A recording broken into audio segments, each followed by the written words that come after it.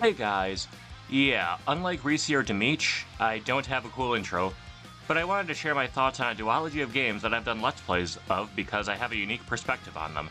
Those being the Nickelodeon All-Star Brawl games. But before we get into my thoughts on NASB 1 and 2, I'd like to show you a roster that I built back in 2013, as the idea of a Nickelodeon fighting game has been on my mind for many years prior to Nick Bralw's announcement in 2021. Yeah, with the exceptions of Blue, Crumb, Dudley, Sporticus, Doug, Tommy, Arnold, Kitty, Stephanie, Sheen, Ickis, Chucky, the Chameleon, Robbie Rotten, Cliff, Technus, the Box Ghost, Skulker, Heifer, Filbert, Otto, and Eliza, I was right on the money when building this roster. Sure, I could have used the Ninja Turtles as they were purchased by Paramount in 2009, but I felt like the roster was pretty alright with the exception of Tommy and Chucky. I now fully understand why Reptar is the sole Rugrats rep, partly due to being an iconic part of the show, and partly due to the fact that having babies on the roster would be really weird. Getting back to what actually happened now, I was hyped when the trailer for Nick Bralw was posted. It felt just like I predicted this would happen. Yet something felt unbalanced. Most of the characters came from shows that aired during the 90s. Now, being born in 1996, I initially had no problems here. That is until I started to join speculation circles and was dismissed for wanting more characters from the Loud House and saying that 90s kids need to learn to share the spotlight when it comes to Nickelodeon games. It's an issue that's plagued the crossover games from Game Mill quite literally since the first Nick Kart Racers in 2018. But if you factor in how many 90s shows outside of Kablam and Oh Yeah cartoons are represented across both games, the only ones not part of them are Doug and Rocket Power. Now, of course, Doug has been owned by Disney since the Nick run ended prematurely in 1994, but even so, it's insane that nearly every 90s Nicktoon got in, yet 2000s and 2010s fans are borderline starving here. How is that fair to those who didn't have the luxury of growing up in the entire decade of the 1990s? Yes, I technically grew up in the last couple years of the 90s, but because of my birth, I'm more so classified as a 2000s kid than anything else. Did I want Jimmy Neutron in the game? 100% yes. But unlike some 90s fanboys, I wasn't a total jerk if someone were to bring up any Nicktoon created after 2007. It just feels like the Nickelodeon fandom has become more divided as time has gone on. But outside of some speculation scuffles, the lead up to NASB's release was quite enjoyable. The character spotlights were fun to watch, the gameplay looked to be amazing, and everything seemed to be working in favor of it. That is until one fatal mistake that Game Mill made. Delaying the physical release by 3 days. Even some interviewers started questioning members of the development team about it. But regardless, the game was released digitally on October 5th, 2021, and I remember thinking that would be the physical release date as well, but upon walking into Best Buy, nothing. While it was a letdown, one of my friends at the time ended up messaging me about the final fighter in Smash Ultimate. So that was a bright spot for the day, knowing Sora would be the final challenger for the game that was supposedly going to be killed by NASB. So with what little else I could do, I ended up buying the game off of the Switch eShop initially and having a great time with it. The gameplay, while a little bit jank, was still pretty enjoyable, yet the lack of voice acting was a bit concerning. However, things were patched up with a few free updates. First was the addition of Garfield in December of 2021, then in February 2022, the Shredder was added. Now eventually I did delete the game off of my Switch because I knew I'd eventually find it physically, and that day finally came on my birthday in January 2023. Yeah, probably should have mentioned that before the Shredder update, after my journey to get it physically was complete, but there's more to it than that, but that's a story for another day, yada yada yada.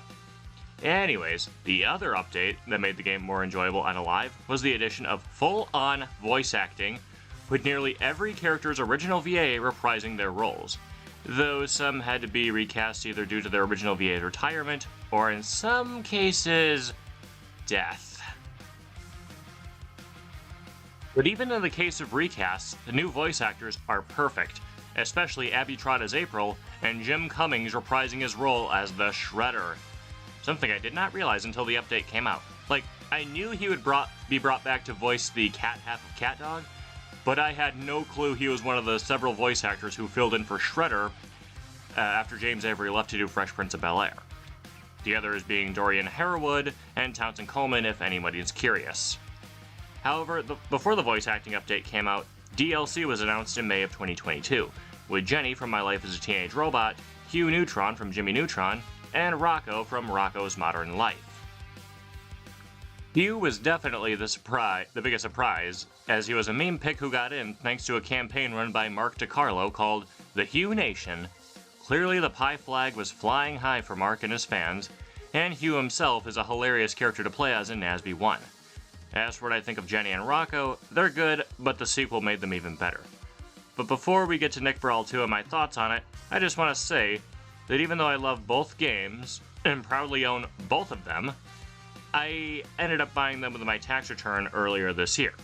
So what happened to the physical copy of Nick Bralw 1 that I got back in 2022? Simply put, I traded it into GameStop along with some other Switch games in order to help pay for Super Mario Bros. Wonder. A very worthwhile sacrifice it was, but now that I've exhausted all my thoughts on the first NASB, let's get to NASB 2 now. I remember the day the reveal trailer was uploaded. I was just talking to one of my best online friends and fellow YouTuber, SirLuigi, who you should totally subscribe to. I'll link his channel in the description and pinned comment below.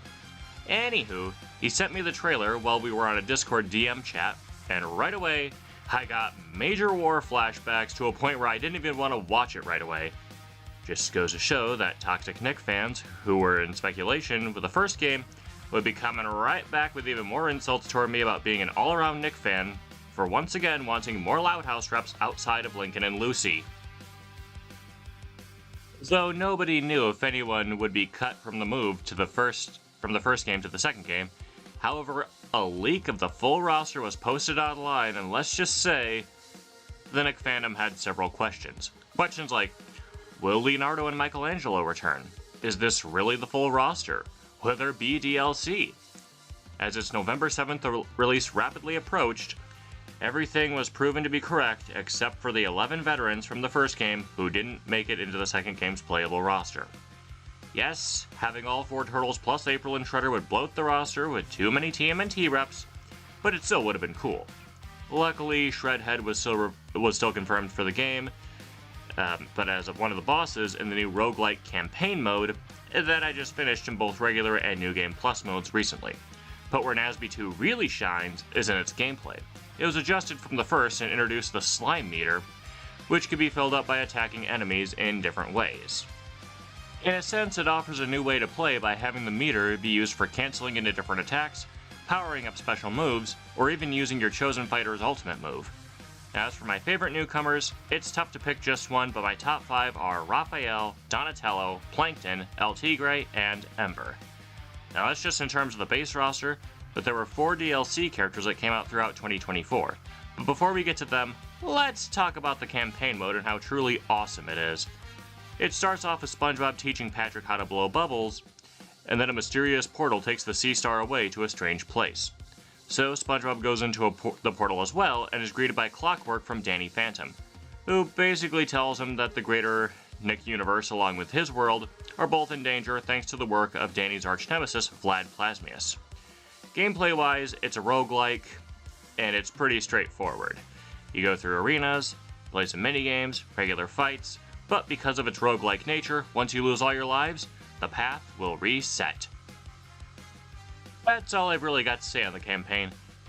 It's fun, but really it just boils down to fight for a bit, buy some upgrades, fight more, get to a boss, and so on and so forth. But of course, the game didn't actually hit retailers until December of 2023. Now why they had to wait a month? Maybe the higher-ups wanted to give priority to digital downloads? It's anyone's guess. But what really sucked is that the Switch version was initially a code-in-the-box game, something that was thankfully very rare, but very annoying to deal with.